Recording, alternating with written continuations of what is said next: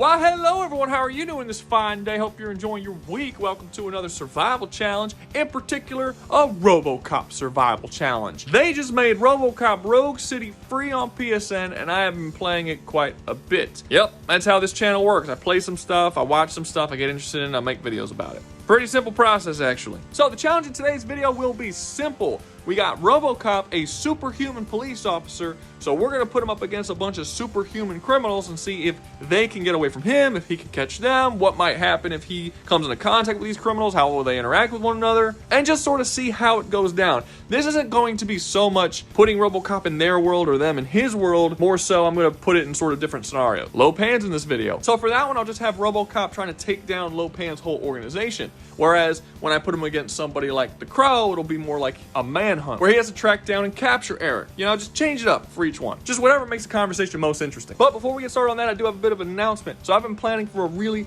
long time and doing like this ultimate, like crazy video where I put my two most dangerous survival challenges against each other. So like the Doom universe versus the He-Man universe. I even went out and I bought two massive encyclopedias for He-Man so I can brush up on all of the information I need to know so that I can do it properly. And I want to do a full rundown of both universes, literally everything you need to know, every single faction and planet and important artifact or whatever you need to know about both of them, and put them all together. Like, how would Doom Guy interact with all the evil beings in He-Man? How would the He-Man universe deal with the corruption and the Doom invasion and all that different kind of stuff? I kind of go through different scenarios and how different characters might interact and do all that. That's the plan. But because I have to read through these massive encyclopedias, I got some time before I'm going to be able to do it. So I decided, you know, let's just do it this way. I will do that video when my channel hits 35,000 subs. It will be a big old 35,000 sub celebration. So it's really going to be up to you guys when and if this video ever actually gets made. So, you know, good luck. And if you enjoy the video, make sure to like, subscribe, comment, share, and join the membership. Remember, to join the membership, you get videos early. But I've wasted enough of your time. Let's get started. So first up, I suppose I should start by actually explaining what the challenge is to you. And the challenge here is Robocop. You ever seen Robocop? That's the challenge. Originally, Robocop was a police officer named Alex Murphy, who was then blown to fucking pieces by this dude named Clarence Boddicker. He's a villain of the first Robocop movie. And this scene has been referred to by the director as a shotgun crucifixion, which, while admittedly a really badass name for a death, in absolutely no way reflects what an actual crucifixion is. The name really doesn't make a whole lot of sense. The only reason why they call it a shotgun crucifixion is because the director, Paul Vanderhoven, believes that this entire movie is an allegory for Christ, but it's not, like, at all. Okay, little tangent, small tangent. I like Paul Vanderhoven's movies. I do. I like them a lot. I think that Robocop and Starship Troopers are genuinely great films, and I really enjoy Showgirls to a lesser extent, but, you know, still good. I like it. I do like his movies. But this man could not do allegory to save the virtue of his firstborn daughter. He's so bad at it, and he thinks he's so amazing. He never stops talking about the deeper meanings inside his movies, and they're baffling to me. Starship Troopers is not an allegory for fascism. I don't give a shit how many times he says it. There's nothing fascist about the government in this movie. They are shown in the movie to have voting rights and freedom of speech. They can openly disagree with the government on live TV without any fear whatsoever. This is not a fascist government. What the fuck makes it fascist? And it's the exact same situation with Robocop. It's supposed to be an allegory for Christ, which it's not. The only thing that Robocop has in common with Christ is they both come back from the dead, and at one point, there's a scene where it kind of looks like he's walking on water, but like, that's not an allegory, that's a reference. There's a difference between a reference and an allegory. You can't just make a visual reference to something else and suddenly call it an allegory to that thing. That's what Paul Vanderhoven's movies do. They make references to the things that he wants to make allegories for, but they don't actually have allegories for it, right? Like, for instance, the beginning of Starship Troopers takes place in Buenos Aires, which is located in Argentina, and everyone there is white in the movie, despite the fact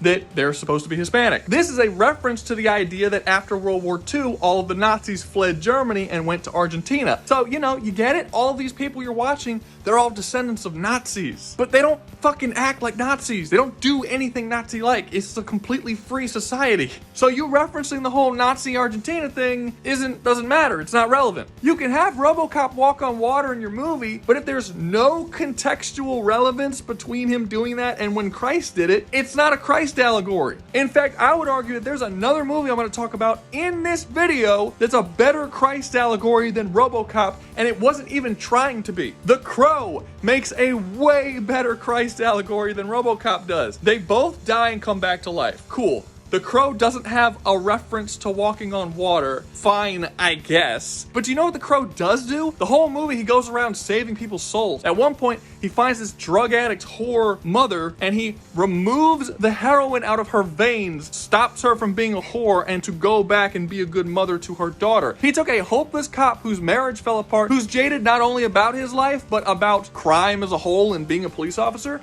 and he pulls him back from the brink. He saves people the same way Jesus does, like saves their soul, not just protects them from crime. And then at the end of the movie, the villain he fights against, Top Dollar, is a character who uses dark magic and witchcraft to fight against him, and he overcomes Top Dollar by putting all of the pain and suffering that he had in his body into Top Dollar, which, by the way, wasn't his own pain and suffering, it was the pain and suffering of his fiance. So the Crow actually took on the sins of another person into himself as a sacrifice to help someone else, and then through Top Dollar's death, by putting those sins onto him, killing Top Dollar, he saved not only himself, but his fiance from feeling that pain. You know, kind of like how Christ took in all of the sins of everyone when he died on the cross. The Crow wasn't even trying to be a Christ allegory, and it did it better. What the fuck, Paul? Outside of that, the movie also tries to push this anti-privatization messaging, which is also done very poorly. Like, the whole idea is that a large portion of the city is run by this corporation known as OCP, Omni Consumer Products, and they run the police force and a bunch of other stuff, and the movie has this message that says, like, oh, that's bad. We know this because,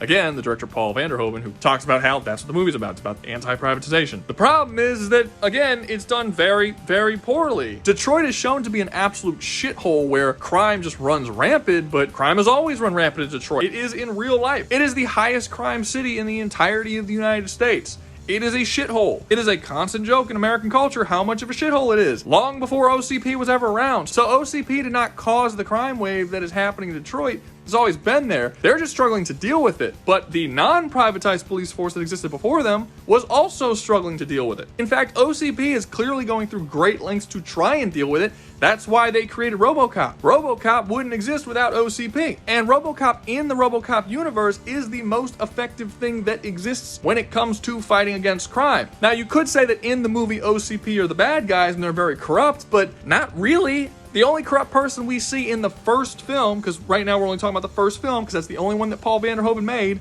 and he says that's what this film is about, is Dick Jones. That's one dude in OCP, and the moment they find out that he's corrupt, they outcast him and he becomes a criminal, and fucking Robocop kills him and everyone's cool with it. Literally every single bad thing that happens in the first Robocop movie that OCP does is being done by this one corrupt dude. The rest of OCP, while they're uncaring and kind of shitty, they don't actually do anything illegal or like ruin the city in any way. The guy who created Robocop, Bob, is shown to be a shitty dude who like snorts cocaine and treats everybody like shit and doesn't care when people die around him. He still created Robocop, and he gave him 3 directives, and those directives are good directives. The 4th secret directive that Robocop is given that says that he can't arrest high executive members of OCP was not put in there by Bob. It was put in there by, you guessed it, Dick Jones, and nobody else knew that directive existed. It's all Dick Jones. So the whole messaging of privatized corporations owning shit is a bad thing doesn't really come across, because it's just like one corrupt dude doing it, and all they really show you in the movie is that OCP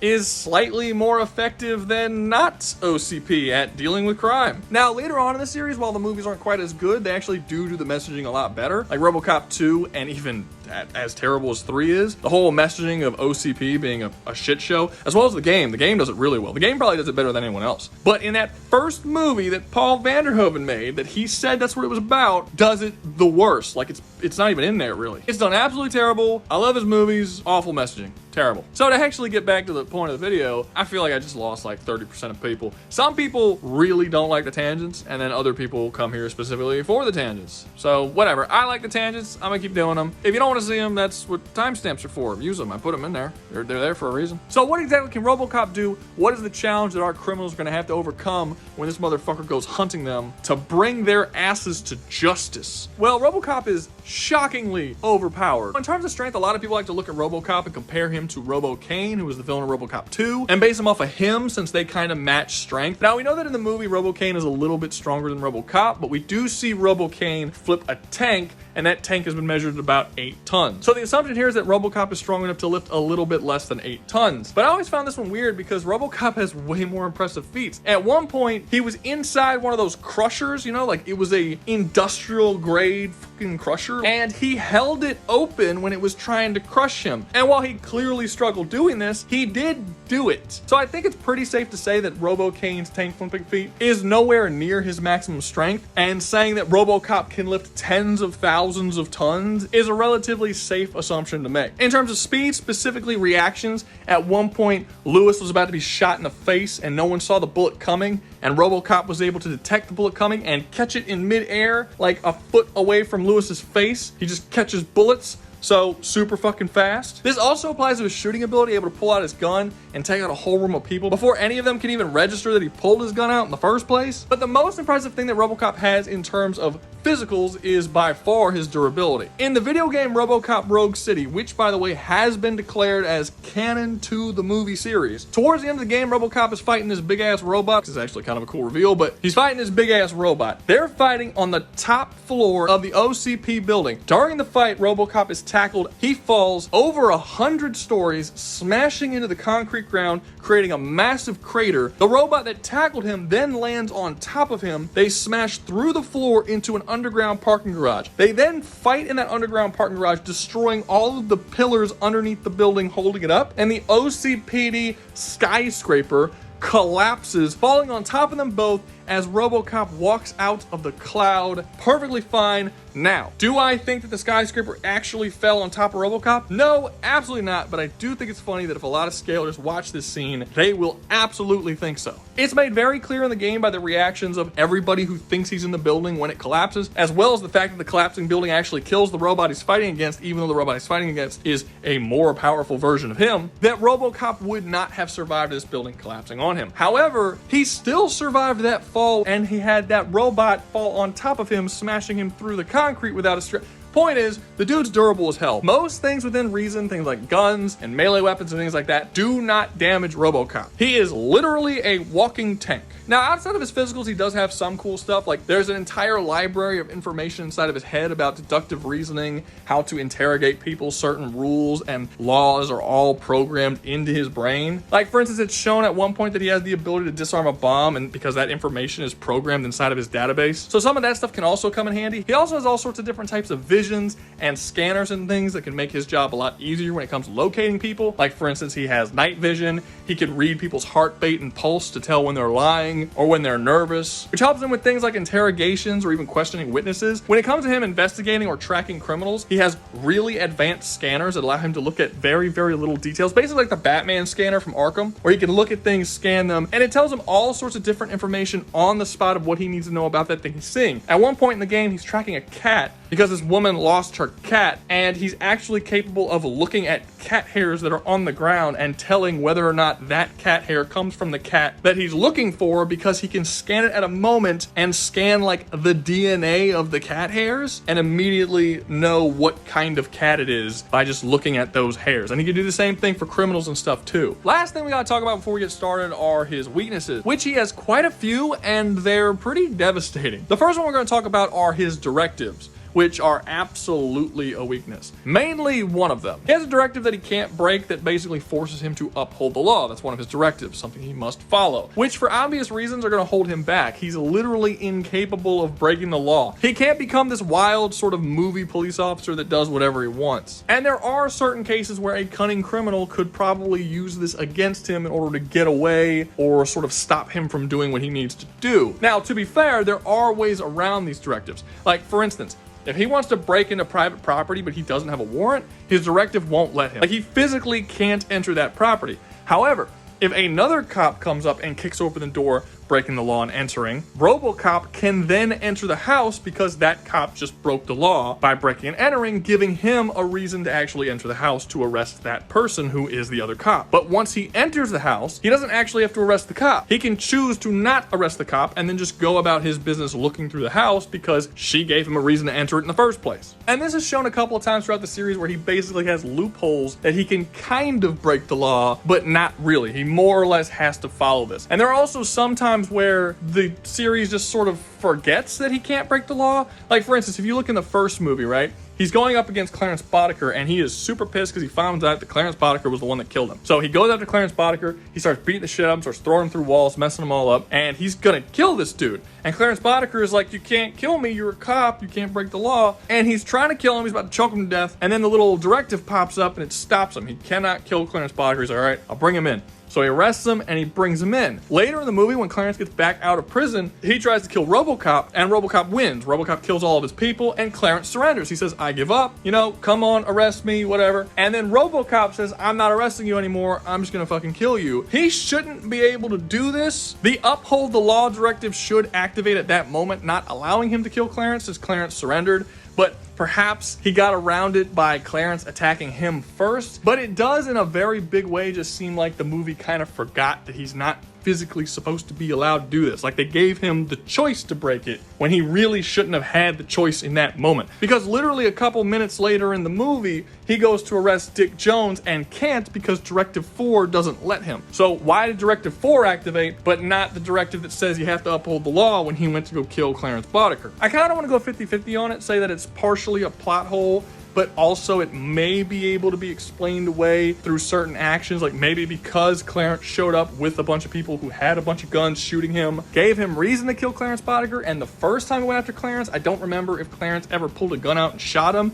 He mostly had other people shooting at him, so maybe he didn't have reason to kill Clarence because it wasn't self-defense before, but now later on it was. I don't know. I think it could be explained away, but yeah, overall, this is definitely going to be a weakness that he's going to have to deal with. Another absolutely devastating weakness he's going to have is his walking speed. Now, while I did say he's super, super fast, and he is, he caught a bullet in the air, he's really fast at shooting, he's got amazing aim. I actually didn't talk about his aim, how he could shoot bullets and deflect them off of walls to get around cover and hit people. Like, his aim is insane. He's got like bullseye levels of aim. But his travel speed is horrendous. His fastest running speed is like a power walk. It's so slow. Any character who can run at full speed, or even better, like parkour or climb, are going to be able to get away from him super, super easily. The only way that Robocop can travel fast is via his car, and he also gets a jetpack at the end of Robocop 3, but I'm not giving him the jetpack here because he only has it in one scene, and it's clearly not something that he keeps forever. Like, after that movie's over and he goes back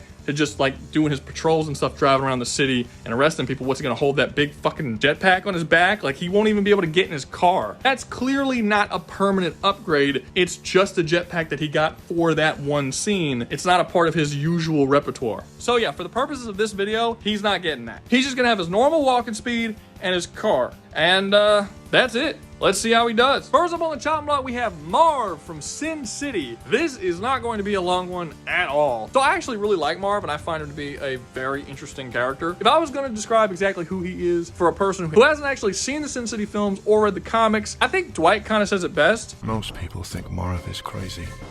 He just had the rotten luck of being born in the wrong century. He'd be right at home on some ancient battlefield swinging an axe into somebody's face. Or in a Roman arena taking a sword to other gladiators like him. They'd have tossed him girls like Nancy back then. There are three main traits that make Marv who he is. One, his violent, barbaric kind of nature. Two, his code of chivalry. Essentially, he loves, respects, and has a massive soft spot for any woman that he comes across. If you put your hands on a woman when it's unwanted, if you disrespect a woman, if you talk poorly about a woman, and Marv finds out about it, he's gonna fuck you up. In fact, his whole story in Sin City is about him going on this massive killing spree, trying to find out who killed this hooker who he met one time. Don't do that shit around Marv. It's gonna cause some serious problems. The third trait that exemplifies Marv is he's kind of like psychotic. He has clear mental issues. His memory isn't always the best. Sometimes he thinks he sees things that aren't really there. He takes medication for it. He got it from his mom because his mom also needs that kind of medication. So he was essentially born with some kind of form of schizophrenia or something. I'm not really sure. I'm not a fucking psychiatrist, but he was born with some sort of mental illness. And these three things come together to make a pretty interesting character, all being said and done. But he is also a mass fucking murderer.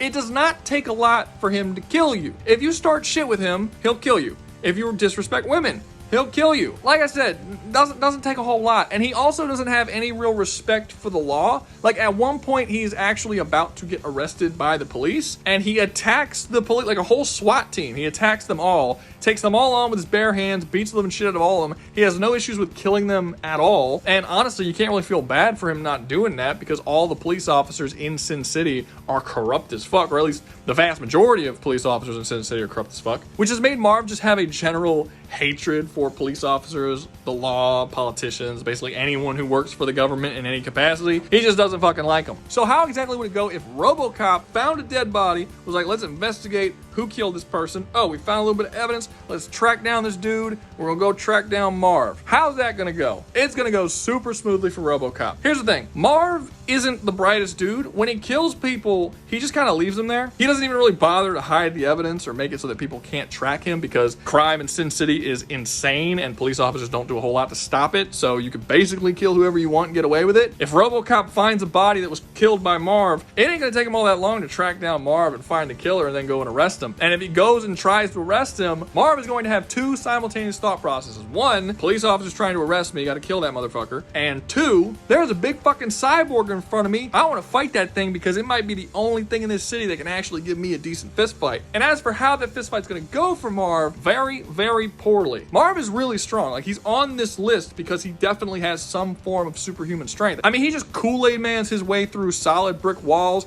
He overpowers regular dudes like it's nothing. He can just lift dudes up and throw them. He breaks their skulls with his bare hand. Like, he's a big, beefy, seriously strong dude. I think he gets shot like 20 fucking times and he doesn't really even seem to care. At one point in the story, he's sentenced to death. They put him in the electric chair and they shock the shit out of him. And he's just like, that's all you got, you pussies? Like, they couldn't kill him in the electric chair. They do eventually kill him, to be fair, but it takes a lot. He had to be shot many, many, many times, then get shocked multiple times, and then finally he died. But this isn't going to be any issue whatsoever for Robocop. One punch, Marv's dead. Shoot him in the head, Marv's dead. There isn't really anything Marv can do to Robocop, and because of Marv's personality and the desire that he is inevitable to have to where he actually wants to fight this motherfucker, means that he's not going to do all that well. Now, I would say that if Robocop got a chance to actually talk to Marv, and they talked it out and they got to know each other, I think that Robocop would probably build some kind of respect for Marv, because generally speaking, the people that Marv kills, they to some extent deserve it. Not all of them necessarily, but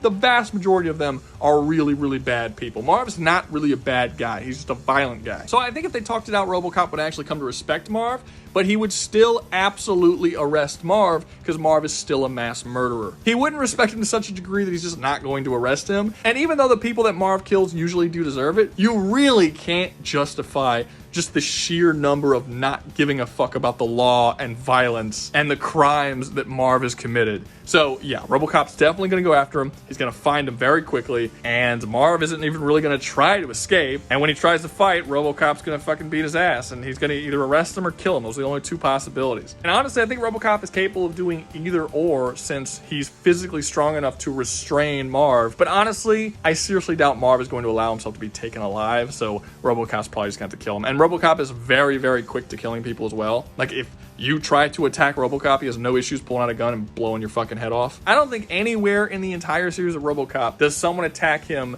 and then he doesn't kill them, and he like still tries to bring them in alive. He doesn't care about that. You attack him, you're fucking dead. Next up on the list, we got Lo Pan from Big Trouble in Little China. So this one's really interesting because Robocop isn't just going after Lo Pan. Lo Pan is a leader of an evil criminal organization known as Wing Kong. It's like a gang that's involved in a bunch of gang shit, but also real estate investors and a business as well. Like, it's just like a big corrupt business gang thing. Lo Pan's whole deal is that he's an ancient sorcerer that's thousands and thousands of years old, and he created this fucking hell. It is thundering outside, and I'm trying to record.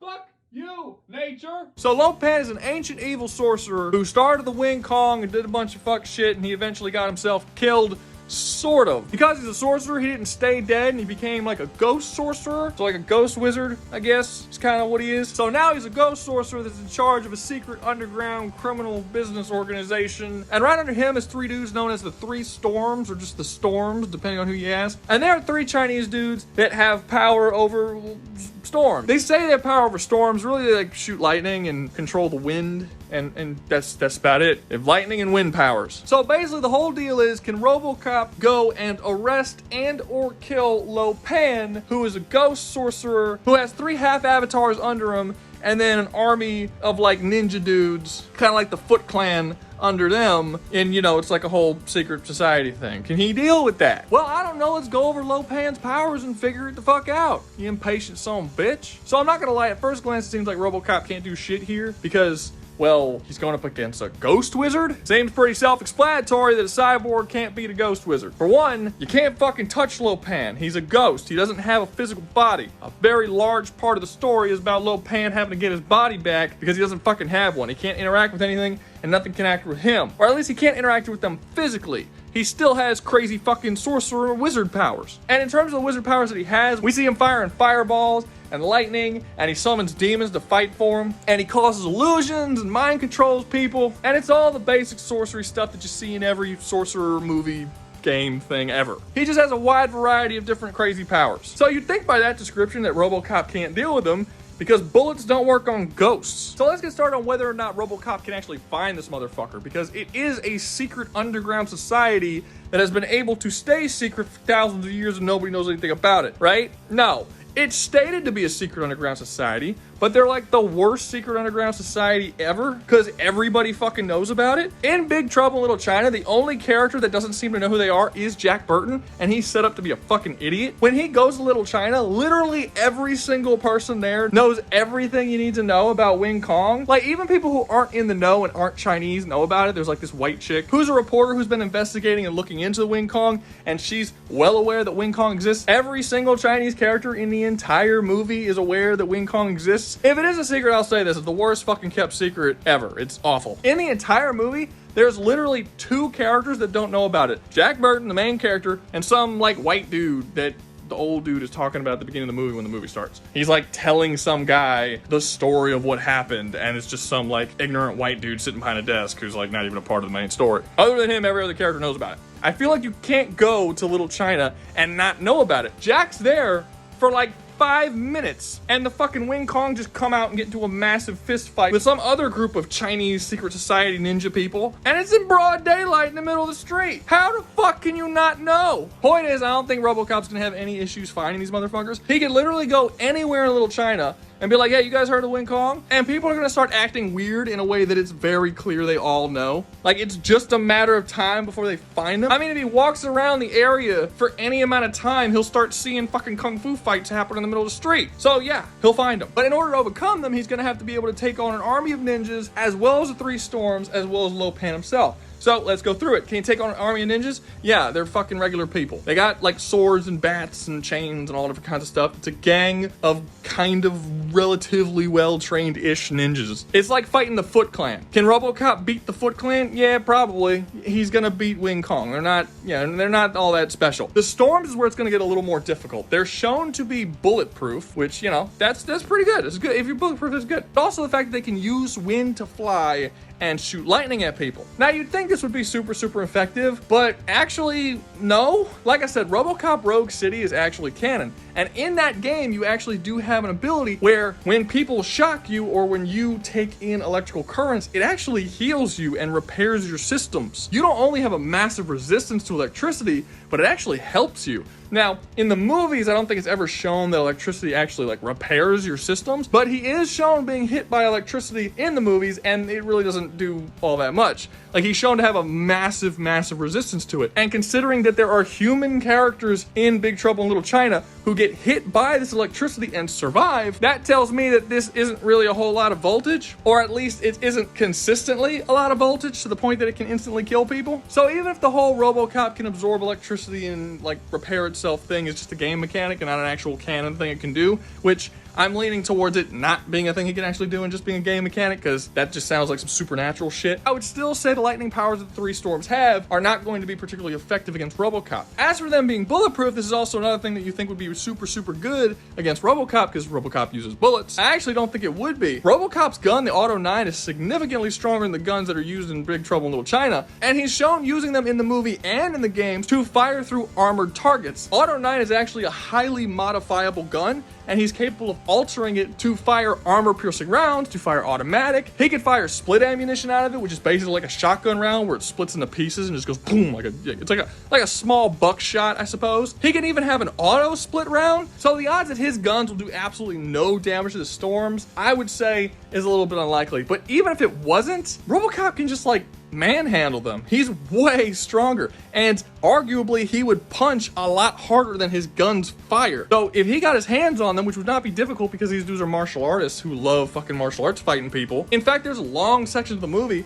where they're looking at a dude who's like a normal dude who wants to fist fight them, and they just choose not to lightning the shit out of him and fist fight him back. If Robocop decides to do a similar thing because his guns aren't working and get into a fist fight, he's way too fast and hits way too hard for the storms to survive. He's literally going to be one-shotting all three of them, like super, super easily. He will pick up one storm and beat the other two storms to death with the one storm's body, and there's not a goddamn thing any of them can do about it. So he's getting through the Wing Kong and he's getting through the storms. What about Lo Pan? You can't punch a fucking ghost. So obviously this is going to be a problem. How is Robocop going to stop this dude? And he can't to a point. For the vast majority of the storyline of Big Trouble Little China, he doesn't have a way of actually hurting Lo Pan. However, Lo Pan has basically the same weakness that Barbossa has from the Pirates of the Caribbean series, where his goal, the thing that he wants, is essentially to make him easier to kill. Like, Barbossa was completely immune to death while he had the curse of the black, the curse, the fucking gold curse. It's not called the curse of the Black Pearl, but it's like the curse from the gold that he stole out of the chest, right? He wanted to fix that because he hated suffering.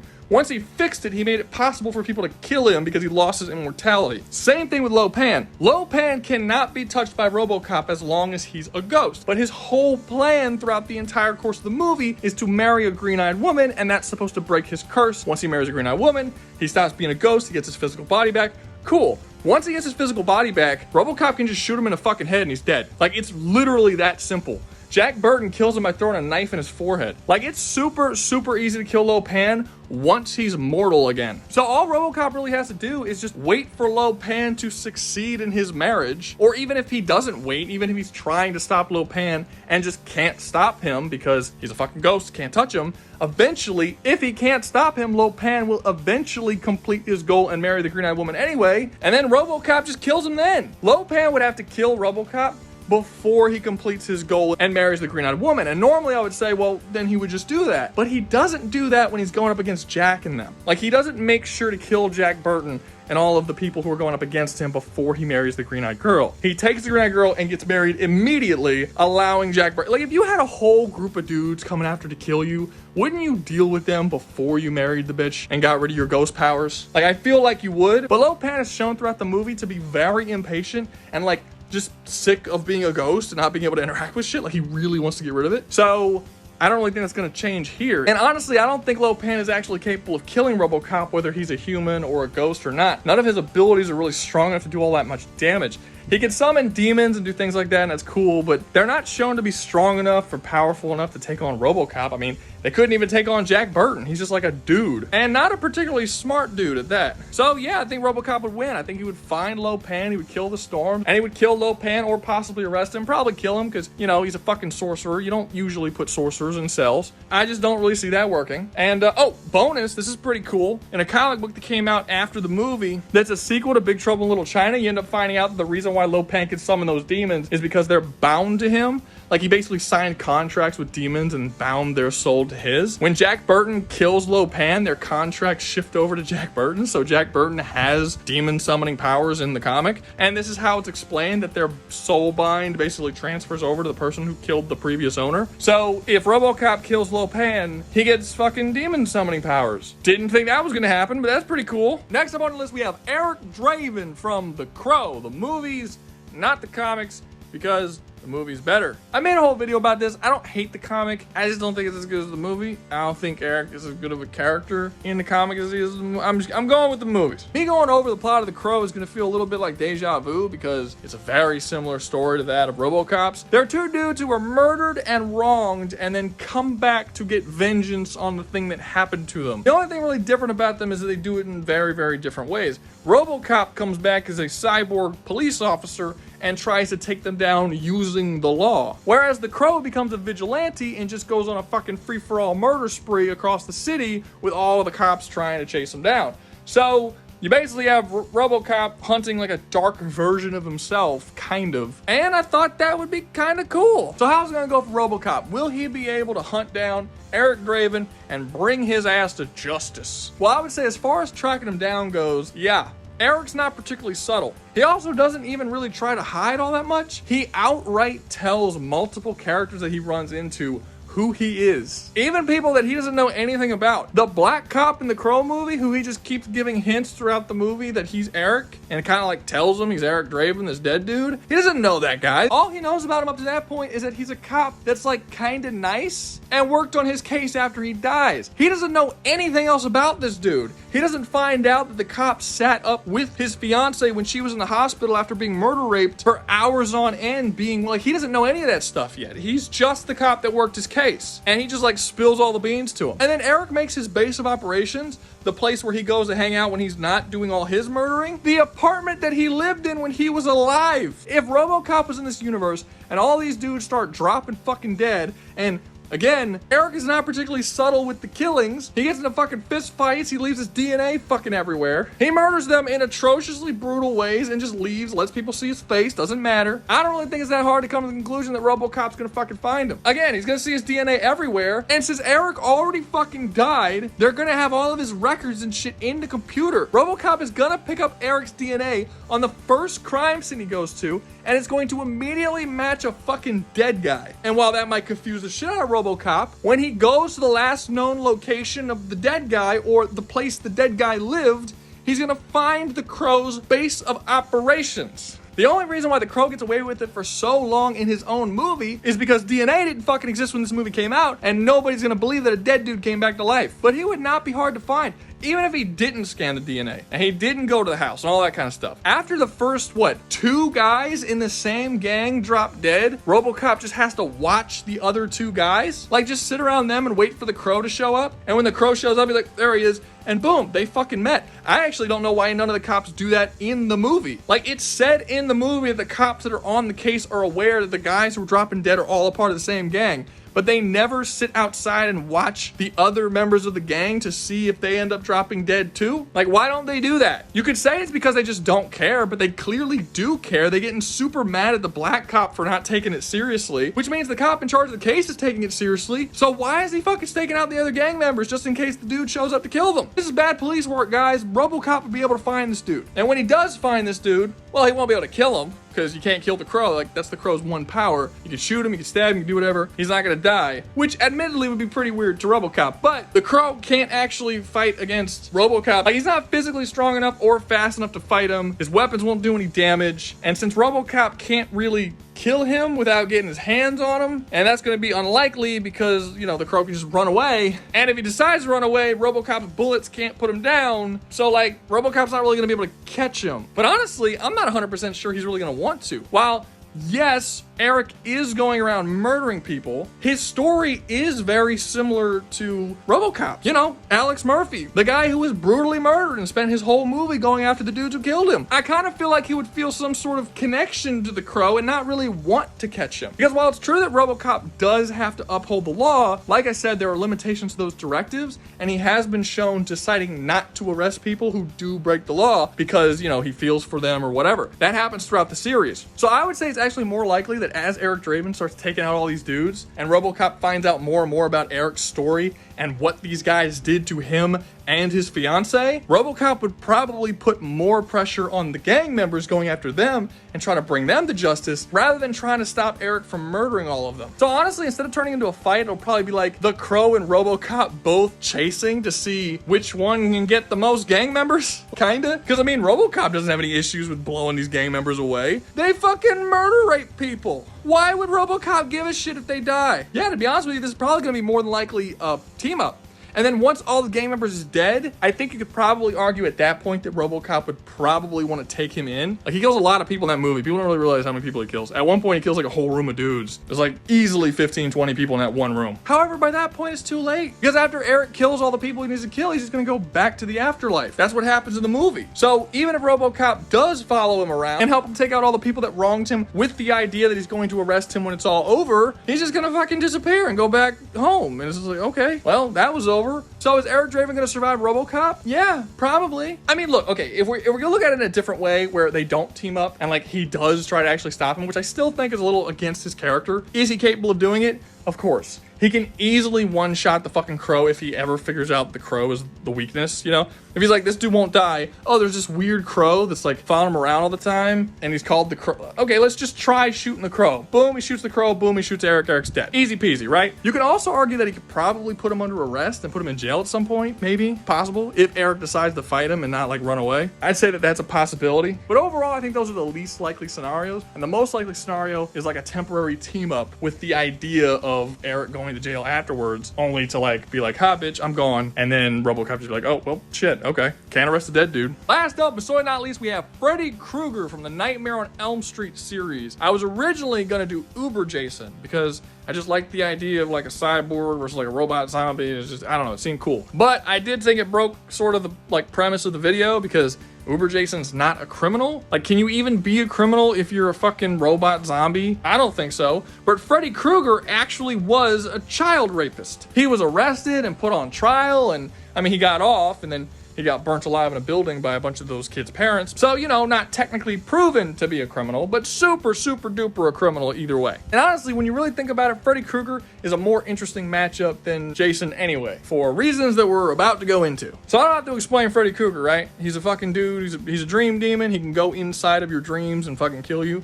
Right? Okay, cool. I don't have to explain them. So what makes that so interesting here is like what Robocop is. We do know from the movies that Robocop does indeed dream. So Freddy Krueger can actually hop in his dreams to try and kill him, but what the fuck would that even look like? Like, if Robocop's dreaming and Freddy Krueger jumps in to kill him, would he be in his Robocop body, or would he be in his normal body of Alex Murphy? Like, would it be him as he sees himself, or as he was when he was flesh and blood? Or does Freddy Krueger just have to fight fucking Robocop in his dream now? I want to say it would be his old flesh and blood body of Alex Murphy, because that's how Robocop sees himself. He sees himself as more of Alex Murphy than he does Robocop, although the sort of duality of it is a big part of his character. I think for the most part he sees himself as Murphy, which is why at the end of the first film, when they ask him what his name is, when previously throughout the whole movie he's been saying that his name was Robocop. So yeah, I do think he sees himself as Murphy. If they go into the dream, he'll be Murphy. But again, what does that mean? When Freddy Krueger goes into the dream to fuck up and kill Alex Murphy, he can cut off Alex Murphy's arm and gut him open and do all this kind of stuff. Normally that would affect him on the outside, but on the outside he's Robocop. He doesn't really have a whole lot of flesh and blood on the outside.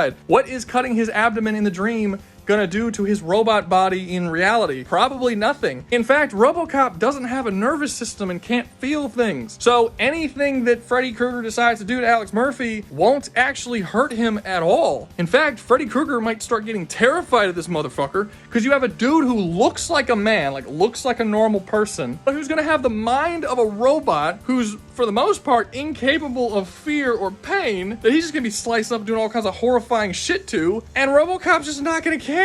He's gonna be like, I'm gonna arrest you. It's like, what the fuck fuck is up with this dude? Like, this is gonna be Freddy Krueger's worst goddamn nightmare. You also have the fact that the entire time Robocop is sleeping, you have a bunch of computers and shit set up to him that are actually looking into his dreams. They can see what he sees. This is shown again in the first movie and in other movies where like there's computer screens, they look at the computer screens and they can see what Robocop is thinking in his dreams. So if he's having a dream and Freddy Krueger jumps in his dream and tries to kill him, not only are they gonna be able to read his brain waves with that little like needle thing that goes back and forth, but they're gonna literally see Freddy Krueger on screen trying to kill him. This means it actually won't be that hard to catch Freddy. They will be able to set up and plan a way to get Freddy out of the dream world so that they could arrest him, or I mean you could say kill him, but he's a demon. You kill him, he just comes back. Arresting him would definitely be the better course of action, but like they can actually plan it out. The only problem that I see with this is why would Freddy Krueger ever want to invade the mind of Robocop? Like he might try it once if he doesn't know that that dude is Robocop. Like we don't actually know if he sees into the real world. He's just hopping around in a bunch of people's dreams. Is he like omniscient and can see outside of people's dreams at all time? Do we know if that's true or not? I would assume he knows the brains of the people he jumps into during the dreams, but we don't actually know how much knowledge he has. So it's very possible he'll jump into Alex Murphy's brain,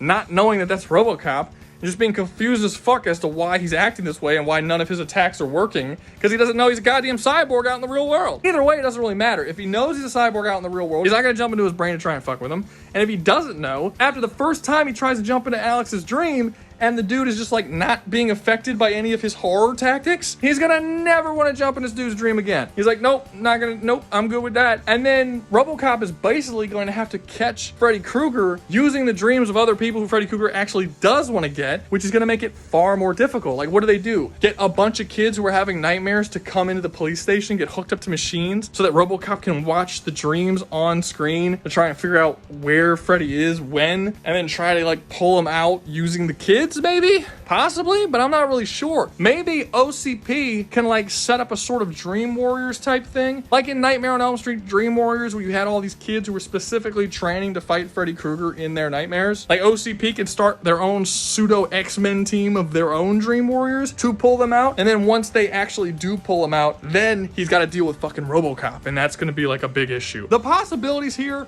are actually super cool. And all the different crazy storylines you can go down are really awesome. But overall, I just think that Freddy's not really going to be able to be caught here. And even if he is caught, he would just kill himself and then come back later. Like, that's the whole thing about Freddy. He never dies permanently. So it's really just going to be like a thing that Robocop's going to always have to deal with. And Freddy Krueger is going to be super annoyed because Robocop is also going to be something that he's going to always have to deal with. Just this fucking cyborg cop that's trying to hop into other people's dreams and shit to come fuck with you every time you want to do that. Because that's another thing. They do that sometimes. There have been movies where multiple characters have been in a single dream trying to face off against Freddy. Perhaps they could do something like that with Robocop, where like Robocop is now like a dream cop, where he's going into all these people's dreams, going after Freddy. Like, I could see him being super annoyed by this. Now, is there a possibility that Freddy Krueger can like stab through Alex Murphy's head when he's in the dream, and that would affect Alex's brain? Because Robocop does have a brain. Yeah, probably, maybe.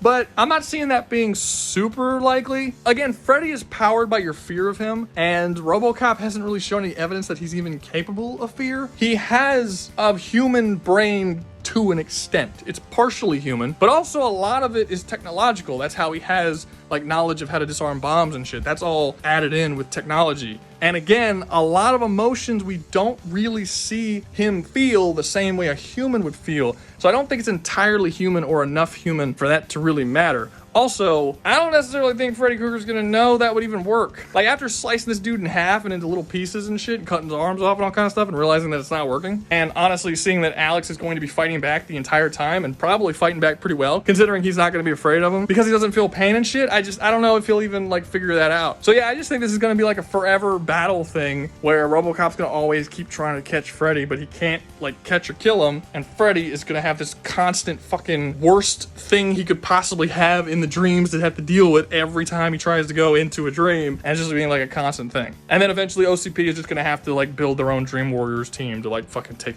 Freddy out. Like a little X-Men team that just keeps cycling new people to deal with Freddy. That's probably what's gonna end up happening. That's my guess. But that's all I got for the day. Hope you enjoyed the video. If you did, make sure to like, subscribe, comment, share, and join the membership. Remember, you join the membership, you get videos early. And always remember, y'all stay safe out there, you hear?